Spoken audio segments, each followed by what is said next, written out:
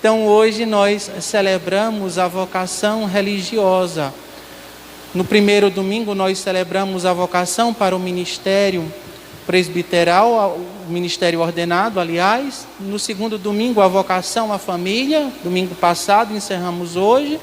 E hoje nós celebramos a vocação religiosa. Homens e mulheres que, de um modo preciso, vivem um determinado carisma, uma determinada vocação como seguimento a Jesus Cristo, como expressão de quem está de fato comprometido com a realização e a efetivação do seu reino entre nós, enquanto antecipação do reino que será definitivo e que nós acreditamos que será definitivo. Então, damos graças a Deus por todos os religiosos e religiosas, de modo muito especial pelas religiosas que fazem parte da nossa comunidade, que são as irmãs do lar da criança, as franciscanas maristelas, né?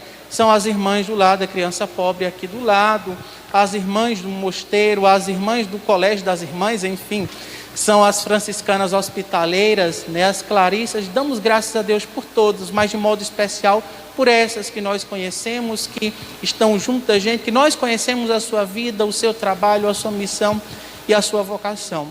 E pedimos a Deus que Ele, que inspirou esse propósito no coração deles e delas, possa continuar suscitando, possa continuar inflamando os corações deles, para que eles continuem frutificando em boas obras e testemunhando o Evangelho com a própria vida, testemunhando o Evangelho com o carisma da vocação que resolveram, que abraçaram viver. Então, auxiliadora, e todos os que estão em casa, para não dizer que eu estou falando só para a auxiliadora, nós celebramos a Assunção de Nossa Senhora, uma das solenidades, ou talvez a solenidade mais importante no que diz respeito a Nossa Senhora, porque ela está intimamente ligada com aquilo que é central para a fé da igreja, a saber, a Páscoa de Jesus Cristo. Então, celebrar a Assunção de Nossa Senhora é celebrar a sua Páscoa. E nós celebramos a Páscoa de Nossa Senhora como antecipação da nossa Páscoa, mas sobretudo porque Cristo ressuscitou como primícias, como disse São Paulo na carta que nós ouvimos hoje na segunda leitura. Então é celebrar Maria não somente como um modelo exclusivo de algo que acontece na sua vida e que não nos toca diretamente, mas ao contrário. É celebrar Maria como figura eclesiotípica. E o que é isso? Que palavra feia é essa? É celebrar Maria como figura da igreja, como tipo ou como um modelo do ser igreja. E celebrar que o que aconteceu nela, por mérito não dela, mas de Deus, deve acontecer também, Claudina, a toda a sua igreja, portanto a nós. O que aconteceu a Maria, o que nós celebramos hoje, a Assunção, a Páscoa de Maria, é o que nós celebramos por antecipação ao que nos acontecerá. Então ela, celebrada hoje, conforme essa liturgia, pode ser vista ou compreendida como a nova Eva, a arca da aliança, a mãe de uma nova humanidade, aquela que participa diretamente do plano de Deus para a nossa salvação, e por essa razão, em última instância, é assumida, é assunta, é elevada para junto de Deus. Por quê? Ser elevado ou ser elevada para junto de Deus é o destino final de todos aqueles que participam, de todas aquelas que participam do projeto de salvação de Deus, que acolhem a sua palavra, que aceitam viver o seu projeto de reino, se empenhar no seu projeto de reino, de vida e de libertação. A primeira leitura que nós ouvimos do Apocalipse de São João traz essa figura da mulher vestida do céu, vestida do sol, calçada com a lua, e a tensão dessa mulher com o dragão. Então, ao longo da história da tradição, a figura dessa mulher foi lida sobre a pessoa ou sobre a figura eclesiotípica, como eu disse, de Maria. Não faria muito sentido se a gente visse e olhasse somente para a figura de Maria, essa mulher que gera aí um filho que está disputando contra o mal, e isso acontece exclusivamente na vida dela. Não, faz sentido olhar, ler essa leitura do Apocalipse de São João, identificando na pessoa de Maria a figura da igreja. Se vocês olham, assim como Maria, que gera o filho em meio às dores, que gera o filho em meio também às dúvidas, que gera o filho em meio a toda a situação de incertezas do seu tempo, mas ao fazer isso, ela está gerando a vida nova e a salvação para toda a humanidade.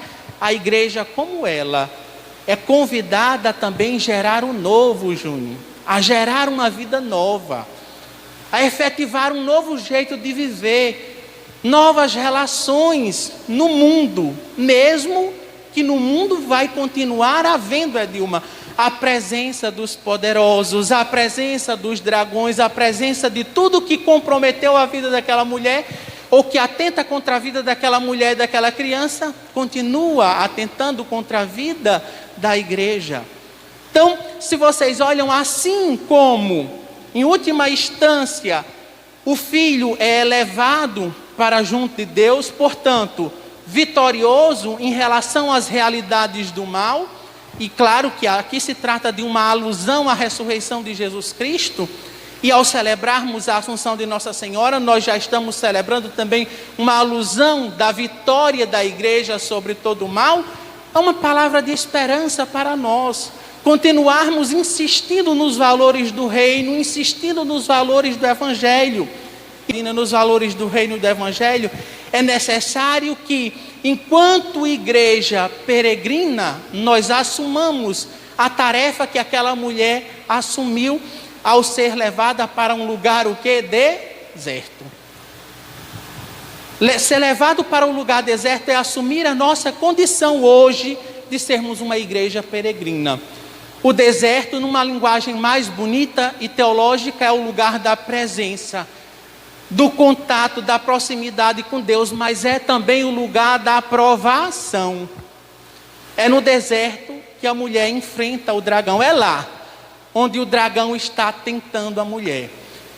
Então, a nossa missão enquanto igreja, à luz de Maria, enquanto figura eclesiotípica da igreja, é continuar a nossa peregrinação no mundo, enfrentando os dragões das injustiças, que são muitas e que são tantas, enfrentando o dragão da fome, o dragão do desemprego, o dragão do preconceito, tantos dragões que atentam contra a vida humana, e que muitas vezes nós somos cristãos, passamos agora 4, 5 meses sem receber a Eucaristia, voltamos a receber a Eucaristia hoje, mas é possível, não sem querer ofender ninguém, evidentemente, que voltemos para casa e não nos comprometamos com essa realidade de enfrentar os dragões. É como se a gente recebesse a Eucaristia, mas não tivesse compromisso, não quisesse assumir o compromisso com a Eucaristia. A mulher foi para o lugar que Deus lhe reservou.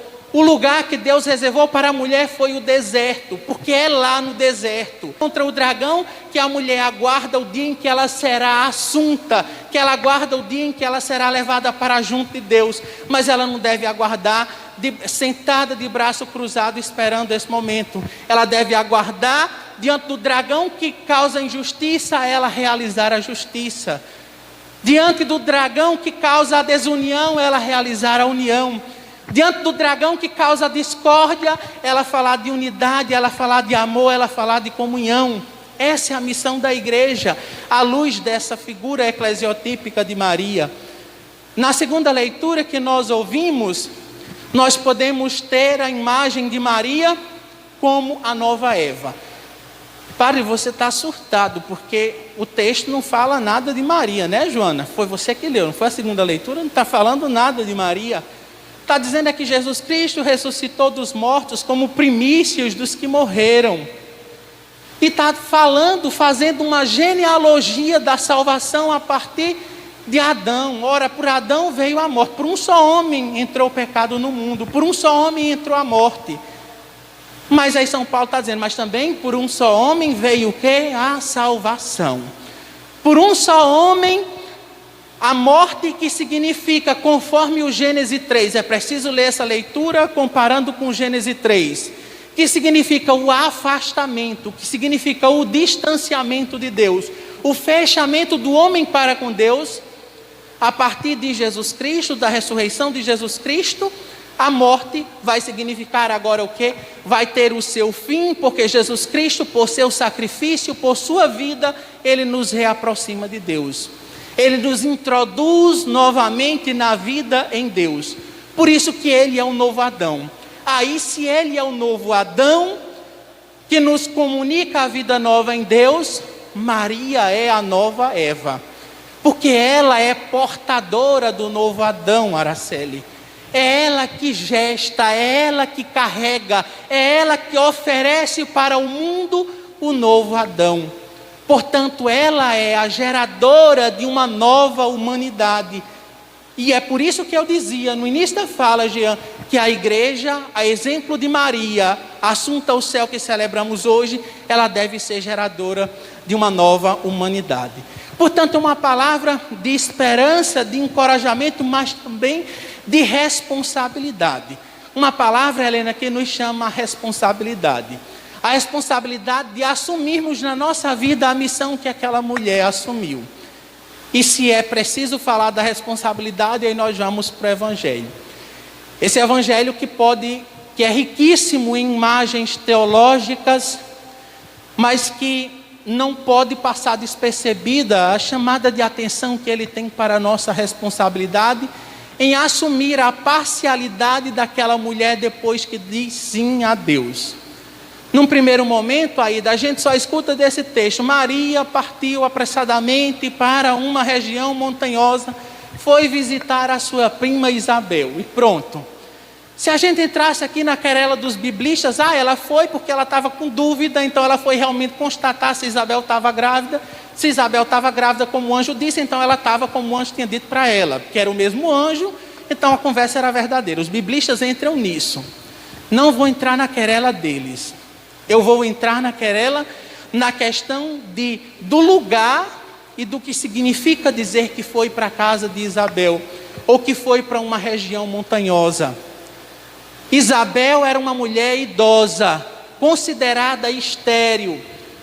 Uma mulher considerada estéril naquela cultura era excluída, era o que? Marginalizada. Ela ficava à margem da sociedade. O marido era sacerdote do templo, mas mesmo assim, porque a mulher não conseguia dar filhos, então não conseguiam ter, de certa forma, respeito em uma vida social como nós que não sofremos determinados preconceitos conseguimos hoje. Então, depois que Maria diz sim a Deus, depois que se assume a missão e a vontade de Deus na sua vida, ela assume também a sua parcialidade. Ela começa a realizar de modo antecipado o que mais tarde Jesus Cristo vai realizar, que é ir em direção aos que estão necessitados de quê? Da misericórdia de Deus. Ir em direção aos que estão necessitados da presença de Deus. Ela que gera, que carrega a salvação e a vida, vai levar a salvação e a vida onde tem menos vida, onde não existe salvação. E se vocês olham a expressão de Isabel, o grito de Isabel exclamou: bendita és tu entre as mulheres. É o grito dos pobres que Mateus vai dizer: bem-aventurados os pobres, porque deles é o reino dos céus. O grito de Isabel é o grito de todos aqueles que não têm vida, mas que a partir de uma experiência profunda com o Evangelho, com a palavra libertadora de Jesus Cristo, tomam posse da vida que Ele transmite. Por isso que é capaz de reconhecer Maria como bem-aventurada. Bem-aventurada entre todas as mulheres e bem-aventurada porque acreditou. O grito de Isabel, meus irmãos e minhas irmãs, deve ser o nosso grito também, por termos a graça de participar da vida, da salvação e da libertação que Maria nos comunica através do seu Filho Jesus Cristo.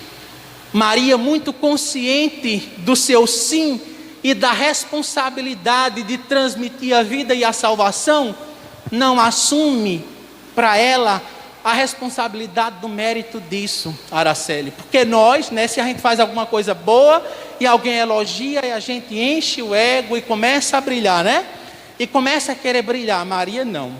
Escuta tudo aquilo. Sente a alegria dos pobres, dos excluídos, por estarem recebendo vida. Mas ela se reconhece como única, em última instância, como serva. Ela diz: não, Isabel, mas não é bem assim não. A minha alma, eu agradeço a Deus, porque realizou maravilhas nessa miséria que eu sou. Mas o mérito, em última instância, é de quem?